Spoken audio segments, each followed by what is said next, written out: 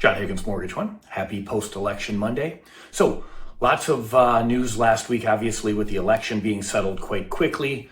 What did that mean for interest rates? Well, the initial reaction after the election certainly was a rise in interest rates. So the bond market is somewhat fearful that with the new administration coming in and some of the tax policies and tariffs and that A, they could be inflationary, and B, would increase the debt levels. And this market right now is not really open to the idea of the federal government continuing to spend well above their means.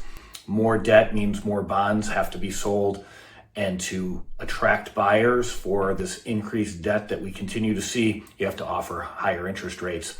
So later in that week, we got the Federal Reserve meeting, and Federal Chairman Powell did announce another 25 basis point cut in the Fed funds rate. So that's good news.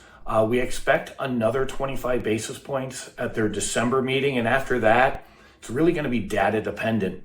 So this week, we've got more information on the inflation front. So the CPI and the PPI number will be out. The numbers in the second half of this year have been hotter than the first half.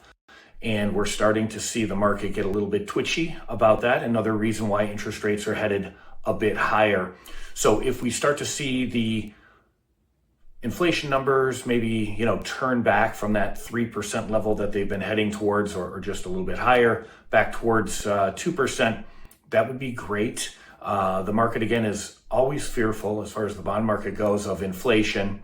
And then, after that, it just comes down to the jobs market. So the Federal Reserve's two mandates are really to keep inflation under control and create a healthy labor market.